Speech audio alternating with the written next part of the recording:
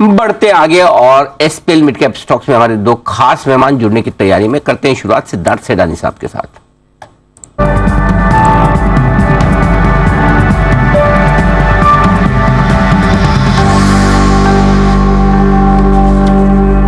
सिद्धार्थ जी सुप्रभात, स्वागत है आपका। पहले तो आपको बधाई देनी है। अब मेरे को लेवल और डेट तो याद नहीं, देखो ऑनेस्टली बोल रहा हूं, लेकिन मुझे ये याद जरूर है कि क्यूमिंस पे आप बहुत बुलिश थे। बिल्कुल बिल्कुल, तो इतना पता है मेरे को। और आज नंबर्स आए हैं बड़े दमदार, स्टॉक जबरदस्त सेक्शन में, तो बधाई स्वीकार कर रहे हैं। अपडेट भी दे क्या करना है।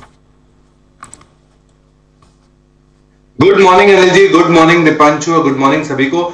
अनिल जी, जैसे रिटेल निवेशकों के इंजन आप हैं, वैसे ही एज नॉर्मल डीजल इंजन वगैरह वगैरह इंजन बनाने की कंपनी क्यूमिंस है।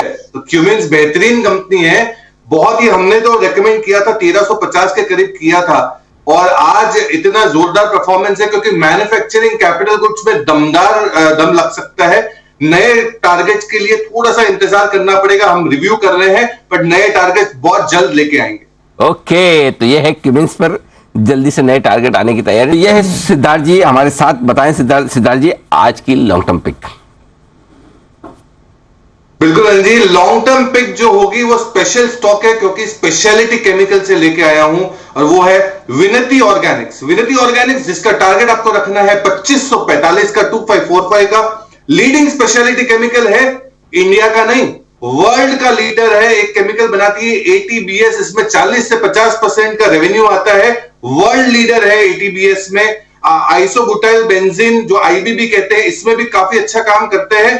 तो बहुत ही बेहतरीन कंपनी है। मैनेजमेंट गाइड कर रही है 20% रेवेन्यू ग्रोथ, आय में ग्रोथ, और 30% मार्जिन आने की उम्मीद है। एक्सपेंशन हो रहा है। एटीबीएस जो स्पेशलिटी केमिकल है इनका, एटीबीएस में एक्सपेंशन होगा, 29% सीएजीआर से ग्रो हो सकती है कंपनी आने वाले 2 सालों के लिए। विनती ऑर्गेनिक्स बहुत ही दमदार कंपनी, स्पेशलिटी केमिकल की, 2545 का टारगेट। तो ये है आपके लिए विनती ऑर्गेनिक्स में खरीदारी करने की राय लॉन्ग टर्म के लिए, स्पेशलिटी केमिकल बनाने वाली कंपनी। आइए तब तक पोजिशनल पिक्स का वक्त है। सिद्धार्थ जी ने विनती ऑर्गेनिक्स पसंद किया है लॉन्ग टर्म के लिहाज से। सिद्धार्थ जी बताएं sir positional pick. Positional pick में अगर कोई ब्लड टेस्ट करवाता है या कहीं हॉस्पिटल में हॉस्पिटलाइज होता है और आईवी फ्लूइड लगाता है, तो आईवी कैन्युला की कंपनी पॉलीमेडिक्योर जो 10% का मार्केट शेयर वर्ल्ड वाइड रखता है, खाली इंडिया में नहीं, तो पॉलीमेडिक्योर पे खरीदारी की राय है। लीडिंग मेडिकल कंज्यूमेबल इक्विपमेंट वाली कंपनी, लार्जेस्ट एक्सपोर्टर है, 110 कंट्रीज में एक्सपोर्ट करता है। 60% रेवेन्यू ग्लोबल मार्केट से आता है, बैलेंस डोमेस्टिक मार्केट से आता है। मार्जिन 2% से बढ़ के 24.9% करीब 25% पाया है। 20% रेवेन्यू की उम्मीद लगा सकते हैं, और 300 करोड़ का केपेक्स इस कंपनी ने ऑलरेडी कर चुकी है। पॉलीमेडिक्योर मुझे बहुत बेहतरीन लग रही है, ये मेडिकल इक्विपमेंट की कंपनी पॉलीमेडिक्योर। टारगेट आपको रखना है 1060। मेडिक्योर ये है वो स्टॉक्स जहां पर खरीदारी करने की राय आपके लिए सिद्धार्थ जी की तरफ से आती हुई दिख रही है, और टारगेट भी आपके सामने है 1060 रुपए का। आइए बढ़ते आगे। सिद्धार्थ सेडानी साहब हमारे साथ हैं, और सिद्धार्थ जी आपको बता रहे हैं कि शॉर्ट टर्म पिक कौन सी। हाँ, पोजिशनल तो बता ही चुके हैं, पॉली मेडिक्योर। बताएं सर। बिल्कुल अनिल जी, शिवांगी जी ने केपीआईटी टेक लॉन्ग टर्म में दिया, मैं शॉर्ट टर्म में दे रहा हूं केपीआईटी टेक। कल भी मैंने स्मॉल वंडर्स जो सिट की सिप था उसमें भी केपीआईटी टेक था 770 में, आज 828 के करीब है। केपीआईटी टेक खरीदना चाहिए शॉर्ट टर्म के हिसाब से। टारगेट आपको रखना है 850 का।